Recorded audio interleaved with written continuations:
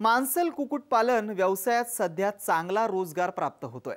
कमीत कमी गुंतवणूक सुरू करता येणारा आणि अधिक नफा कमावून देणारा हा स्वयंरोजगार आहे। त्यामुळे अनेकांचा या व्यवसायाकडे असणारा कल वाढतोय। परंतु हा व्यवसाय करत असताना पक्ष्यांची पुरेशी काळजी आणि काटेकोर व्यवस्थापन करणं अत्यंत गरजेचं आहे। मांसल कुक्कुटपालन करत असताना हे नियोजन कशा प्रकारे करावं याविषयी अधिक जाणून घेऊयात डॉक्टर डी.वाय. पाटील कृषी विज्ञान केंद्र तळसंदे इथले पशुसंवर्धन विभागाचे प्राध्यापक सुधीर सूर्यगंध यांच्याकडून। ज्यावेळेला आपण या कुक्कुटपालन व्यवसायातील व्यवस्थापनाचा विचार करतो, यामध्ये सर्वात महत्त्वाचं आहे ते म्हणजे कुक्कुटपालन व्यवसायामध्ये पिलांची निवड। साधारणपणे आपण बाहेरून पिलं विकत आणतो, त्यावेळेला पिलांची काळजी आणि त्यांचं योग्य व्यवस्थापन केलंच तर या व्यवसायामध्ये जास्तीत जास्त आपल्याला फायदा होऊ शकतो। ज्यावेळेला आपण बाजारातून पिलं विकत आणतो तर अशा वेळेला पहिल्या दिवशी पिलं आणल्यानंतर पहिल्या दिवशी या पिलांना काही नाही दिलं तरी चालेल, परंतु दुसऱ्या दिवशी मात्र गुळाचं पाणी त्याचबरोबर इलेक्ट्रॉल पावडर किंवा ग्लुकोज पावडर साधारणपणे पिलांना पाण्यातून देणं गरजेचं आहे। याच्यामुळं पिलांमध्ये ऊर्जा आणि उत्साह निर्माण होतो आणि बाजारातून वाहतुकीमध्ये त्यांना जो थकवा आलेला असतो, ताण आलेला असतो, तो ताण कमी व्हायला मदत होते। आणि यासाठी मुळात ग्लुकोज पावडर किंवा इलेक्ट्रॉल पावडर पिलांना योग्य प्रमाणात पाण्यातून देणं गरजेचं आहे। आता यानंतर पिलांच्या व्यवस्थापनामध्ये दुसरा महत्त्वाचा मुद्दा असा आहे की पिलांना उभेची किंवा उष्णतेची गरज असते। साधारणपणे पहिल्या 14 दिवसामध्ये पिलांना योग्य प्रमाणात उष्णता देणं गरजेचं आहे। एका पिलासाठी साधारणपणे 1.5 ते 2 वॅटपर्यंत ऊर्जेची गरज असते आणि त्यानुसार आपण ऊर्जेची गरज पिलांची भागवणं गरजेचं आहे। साधारणपणे 14 दिवसापर्यंत ही ऊर्जेची गरज भागवल्यामुळं पिलांची वाढ चांगली होते आणि चांगल्या पद्धतीनं उत्पादन घेणं आपल्याला शक्य होतं।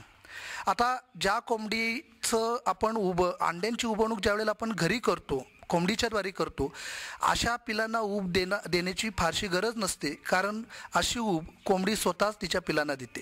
परंतु बाजारातून आणलेल्या पिलांना मात्र उबेची अत्यंत गरज असते आणि त्यानुसार आपण नियोजन करणं गरजेचं आहे। कारण सुरुवातीच्या काळातच पिलांमध्ये मरतुकीचं प्रमाण जास्त असतं आणि हे टाळायचं असेल तर पिलांना उबेची किंवा उष्णतेची जी गरज आहे ती योग्य प्रमाणात भागवणं गरजेचं आहे। एकंदर कुक्कुटपालनामध्ये निवाऱ्याचा विचार करतो तर अशा वेळेला साधारणपणे मांसल कोंबड्यांमध्ये 1 स्क्वेअर फूट इतकी जागा पिलांसाठी किंवा कोंबड्यांसाठी आवश्यक असते।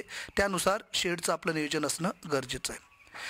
आत्ता जसं मी तुम्हाला सांगितलं की पिलांच्या उबवणुकीनंतर महत्त्वाचं आहे की कोंबड्यांसाठीचा आहार किंवा पिलांसाठीचा आहार। तर सुरुवातीला पहिल्या दिवसानंतर पिलांना मक्याची भरड देणं गरजेचं आहे। त्याचबरोबर मक्याच्या भरडीबरोबरच बाजारात जे खाद्य मिळतं, ज्याला ब्रॉयलर स्टार्टर मॅश असं म्हटलं जातं किंवा त्यालाच आरंभिक खाद्य असं म्हटलं जातं, तर हे खाद्य देणं गरजेचं आहे।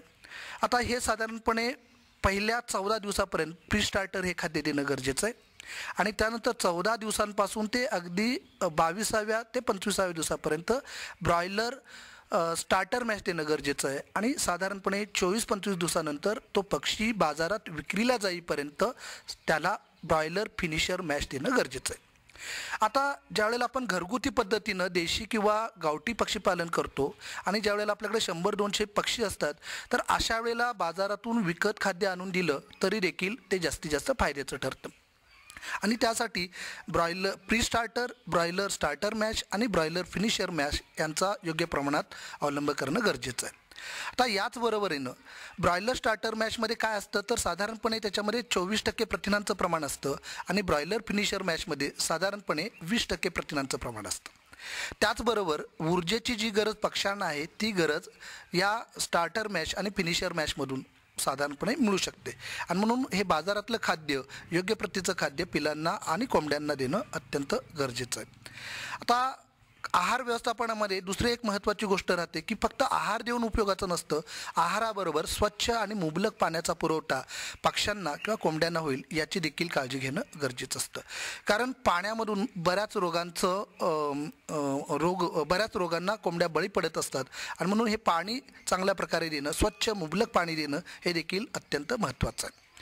आता दुसरा एक महत्त्वाचा मुद्दा राहतो की कोंबड्या ह्या रोगांच्या बाबतीत बऱ्याच वेळेला संवेदनशील असतात आणि म्हणून मांसल कोंबड्यांमध्ये रोगाचं व्यवस्थापन करत असताना पहिल्या दिवशी जी पिलांना कृत्रिम अंडी उबवणूक केंद्रात एक लस टोचली जाते, जिला मॅरेक्स असं म्हटलं जातं.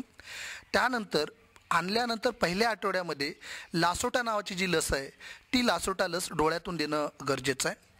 त्यानंतर साधारणपणे 14व्या दिवशी गंबोरो नावाची लस ती कोंबड्यांना टोचणं गरजेचं आहे, ती देखील डोळ्यातून देणं गरजेचं आहे.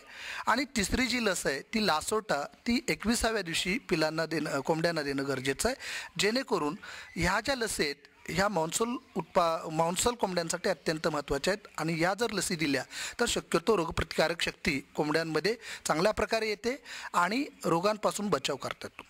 आता या लसीकरणाबरोबरच बऱ्याच वेळेला आपलं असं लक्षात येतं, जर आपण एरोमायसिन, टेरामायसिन यांसारखी जर प्रतिजैविकं जर दिली तर कोंबड्यांची वाढ चांगल्या प्रकारे होते आणि मांसाची प्रत देखील चांगल्या प्रकारे होते. आणि त्यामुळं पहिल्या आठवड्यामध्ये साधारणपणे अशा पद्धतीची जी प्रतिजैविकं आहेत ती सुद्धा देणं गरजेचं आहे.